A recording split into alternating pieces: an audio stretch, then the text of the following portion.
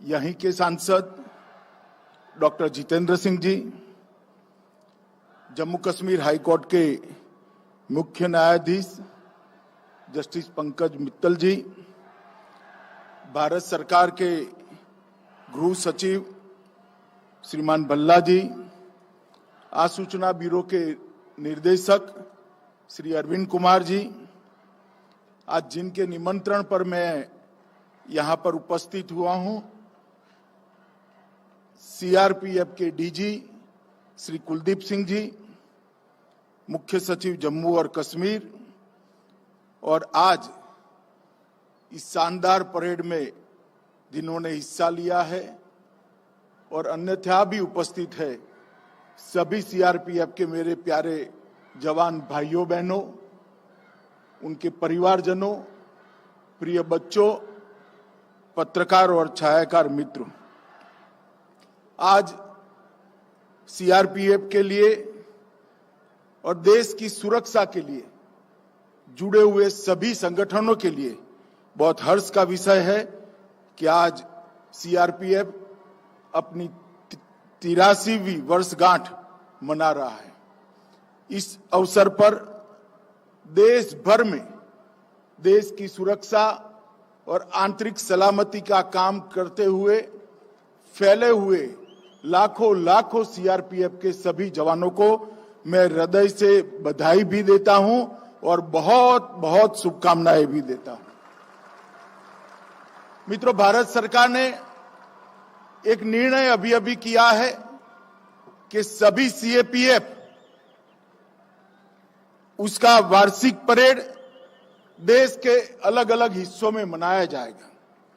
इसके पीछे उद्देश्य यह है कि देश की सुरक्षा, सीमाओं की सुरक्षा और आंतरिक सुरक्षा में लगे हुए सभी सीआरपीएफ संगठन अलग अलग हिस्सों में जाकर देश की जनता से आत्मीय संबंध बनाए और देश की संस्कृति के साथ घुल मिलकर अपने आप को सदैव ड्यूटी के लिए समर्पित करें।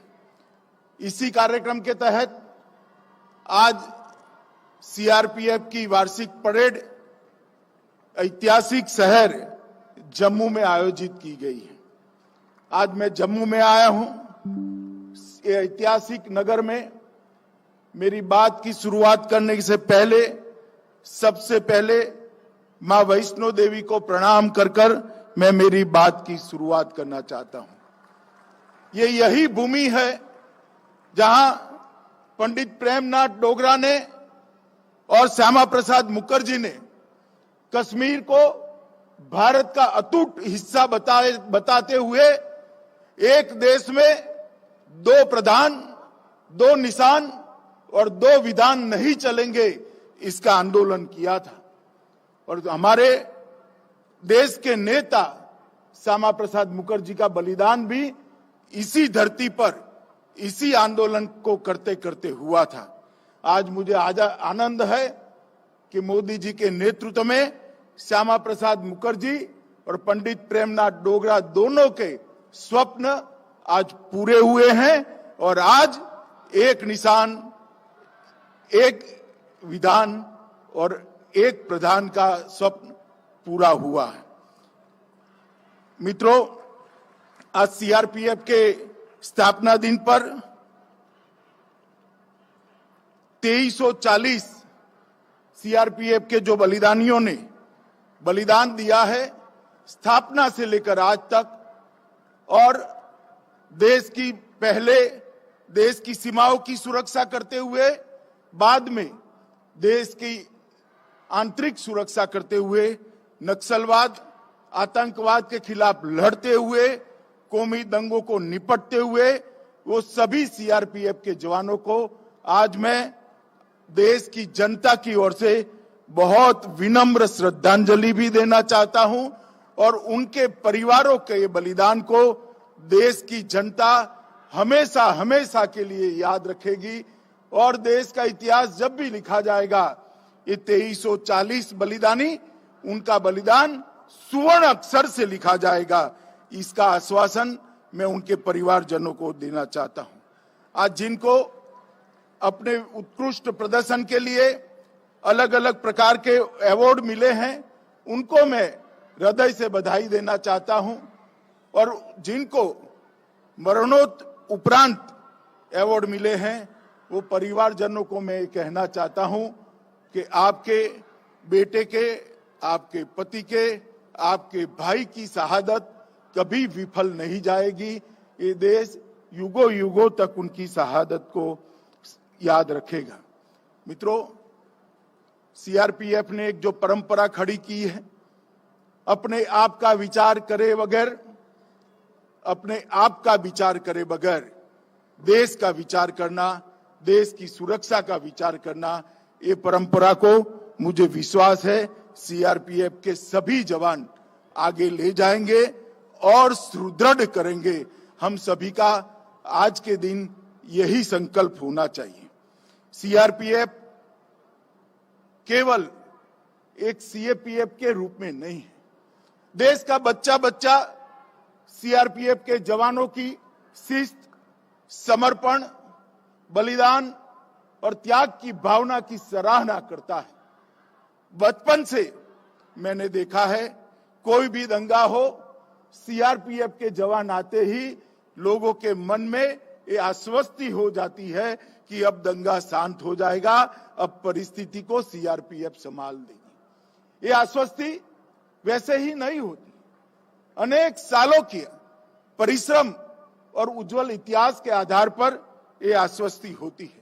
चाहे नक्सल एरिया हो, चाहे कश्मीर के अंदर पाक प्रेरित आतंकवादियों का सामना करना हो, चाहे उत्तर पूर्व के अंदर अशांति फैलाने वाले ग्रुपों को समाप्त कर शांति को बहाल करना हो, ये तीनों क्षेत्र में सीआरपीएफ ने बहुत सराहनीय भूमिका निभाई है। और मैं विश्वास के साथ कह सकता हूं, जिस प्रकार से मोदी जी के प्रधानमंत्री बनने के बाद कश्मीर, माओवादी क्षेत्र और उत्तर पूर्व में जिस दृढ़ता के साथ सीआरपीएफ ने काम शुरू किया है, मुझे विश्वास है कि कुछ ही सालों के अंदर ये तीनों क्षेत्र के अंदर शायद सीआरपीएफ को बहाल करने की जरूरत ही न हो। चिर शांति का एक साम्राज्य तीनों क्षेत्र में हम बना पाएंगे, इसका मुझे विश्वास है। और अगर ये होता है तो उसका मुख्य श्रेय सीआरपीएफ के जवानों को ही जाएगा। आज के दिन ही 1950 के दिन देश के प्रथम गृह मंत्री और लौह पुरुष, जिनके कारण आज हम एक अखंड भारत का स्वरूप देख रहे हैं, सरदार पटेल ने सीआरपीएफ को ध्वज दिया था। और आज वहीं से शुरू हुआ ये संगठन 246 बटालियन और 3,25,000 के जवानों के बल के साथ देश का सबसे बड़ा सशस्त्र बल बनकर उभरा है, जिसकी विश्वसनीयता न केवल देश, दुनिया में जिसकी विश्वसनीयता का लोहा लेने के लिए एक भी सशस्त्र संगठन तैयार नहीं है, इसका मुकाबला नहीं कर सकता है। इस प्रकार का एक अद्भुत संगठन आज खड़ा हुआ है। मित्रों, आज जब सीआरपीएफ का स्थापना दिन है, हम हॉट स्प्रिंग को कैसे भूल सकते हैं। 21 अक्टूबर 1959 को चीनियों ने जब हमला किया, सीआरपीएफ के कुछ जवान मामूली से शस्त्र बल के साथ, अनुपात में बहुत कम संख्या के साथ भीड़ गए और देश की एक एक इंच जमीन के लिए वीरता से लड़कर अपने प्राणों का बलिदान दिया। और पूरा देश आज वो घटना को नहीं भूल सकता। और इसीलिए 21 अक्टूबर को पूरे देश के सभी पुलिस बल पुलिस दिवस के रूप में मनाकर हॉट स्प्रिंग पर सीआरपीएफ के जवानों ने जो वीरता और बलिदान का जज्बा दिखाया, इससे प्रेरणा लेकर देश की आंतरिक सुरक्षा के लिए पुनः अपने आप को समर्पित करते हैं। 9 अप्रैल 1965 को सरदार पोस्ट पर कच्छ में जब पाक की इन्फेंट्री ब्रिगेड ने हमला कर दिया, तब भी सीआरपीएफ की जवान ही वहां मौजूद थे।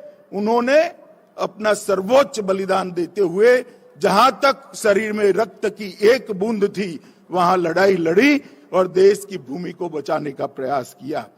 ये दोनों घटनाएं देश के इतिहास के, देश की सुरक्षा के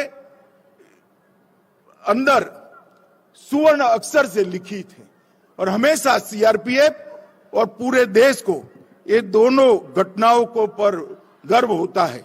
इसीलिए 9 अप्रैल को हम शौर्य दिन के रूप में भी मनाते हैं।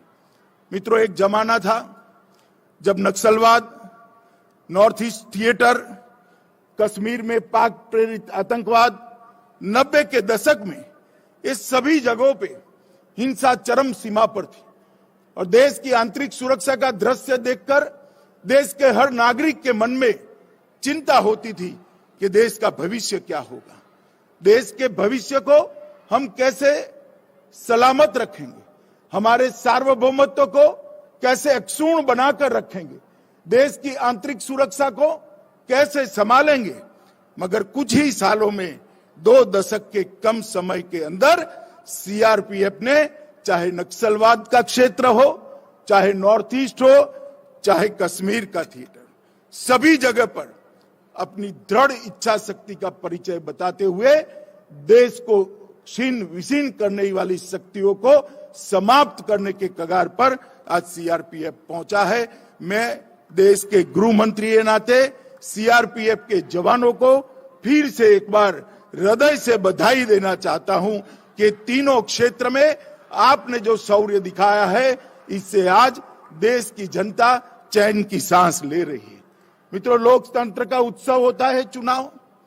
चुनाव ही हमारे संविधान के लोकतंत्र के परिप्रेक्ष्य की पूर्ति करता है और निष्पक्ष और निर्भीक चुनाव, मत की अभिव्यक्ति निर्भीक रूप से हो, वो चुनाव की आत्मा होती है।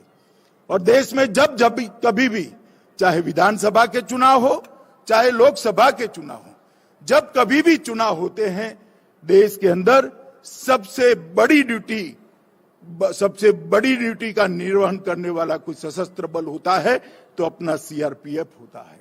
और देश के अंदर लोकतंत्र को सुरक्षित रखने के लिए भी सबसे बड़ा योगदान सीआरपीएफ का है, क्योंकि निर्भीक चुनाव और निर्भीक मत की अभिव्यक्ति के बगैर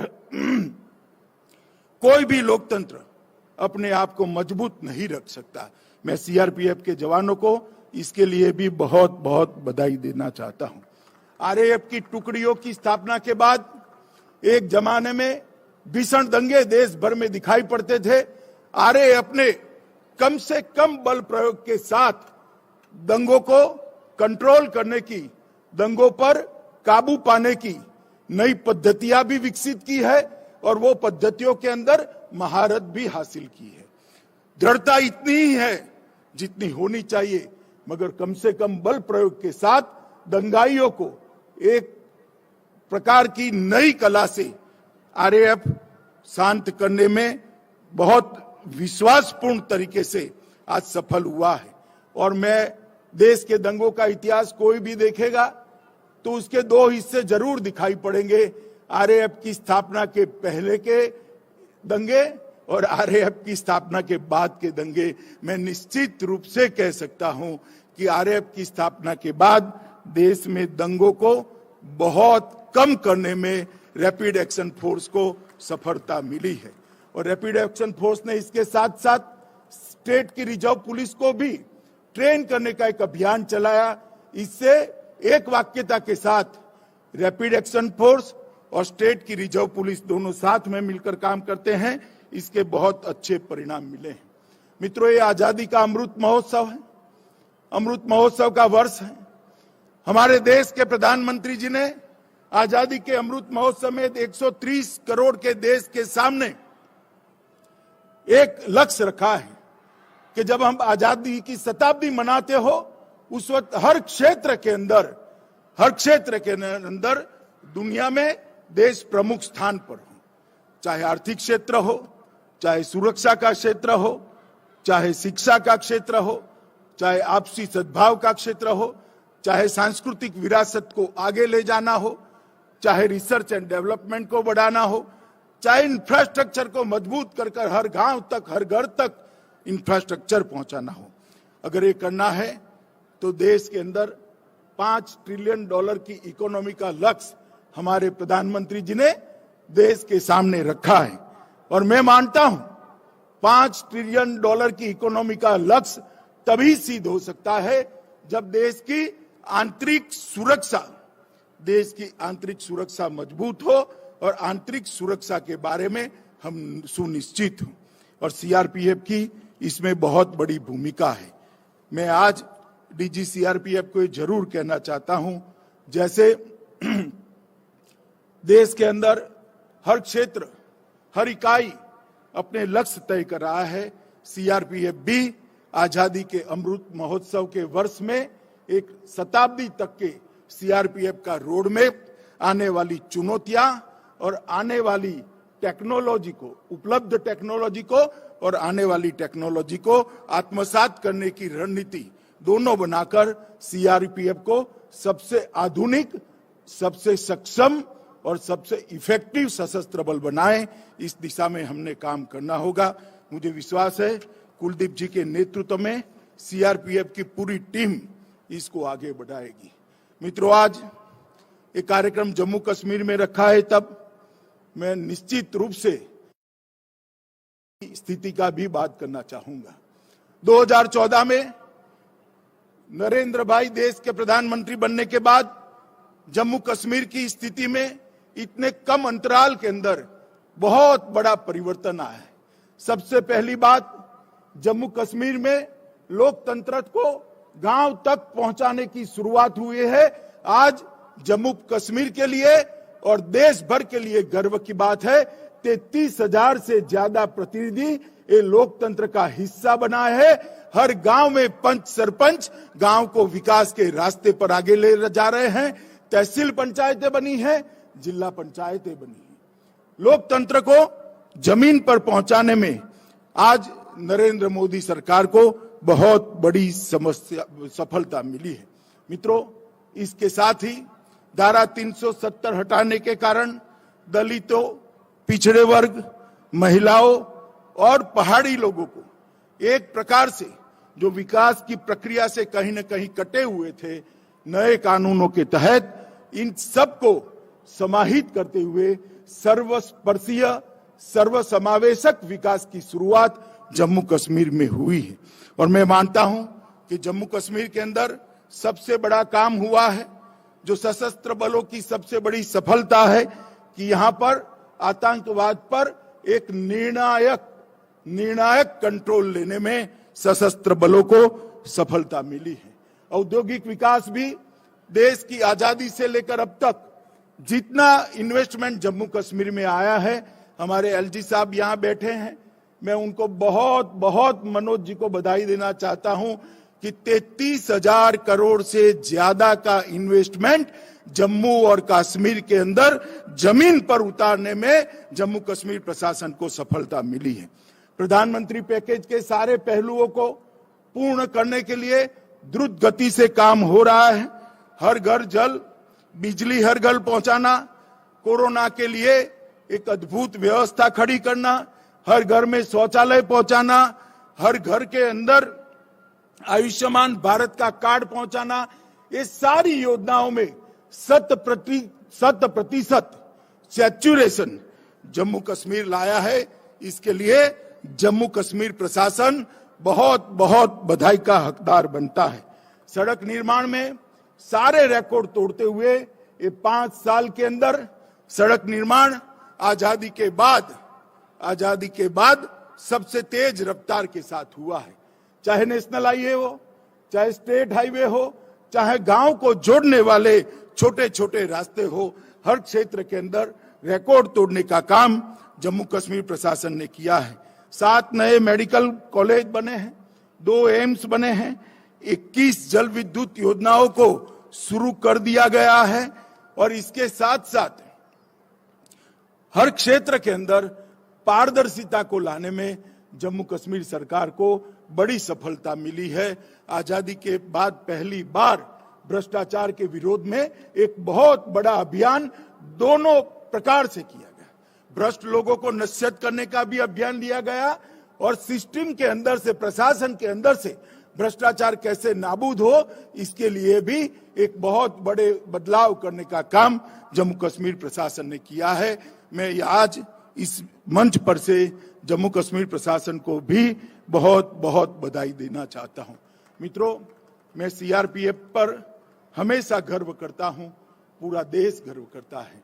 आज सीआरपीएफ का स्थापना दिन है। ये 3,25,000 जवानों का समूह आज के दिन देश की आंतरिक सुरक्षा और देश की सुरक्षा के लिए अपने आप को पुनः समर्पित करे और सीआरपीएफ का जो ऐतिहासिक रिकॉर्ड रहा है, ऐतिहासिक कार्यकाल रहा है, इसको आगे और तेजस्विता के साथ बढ़ाने का हम सब संकल्प करें। यही आप सबसे अपेक्षा भी है और यही आप सबसे अभ्यर्थना भी है। मित्रों, फिर से एक बार 2340 जवान जो अपना सर्वोच्च बलिदान दिए हैं, उनको श्रद्धांजलि देकर मेरी बात को मैं समाप्त करता हूं। वंदे मातरम। धन्यवाद महोदय। और अब मैं महानिदेशक महोदय से मुख्य अतिथि महोदय को स्मृति चिन्ह भेंट करने का अनुरोध करती हूं।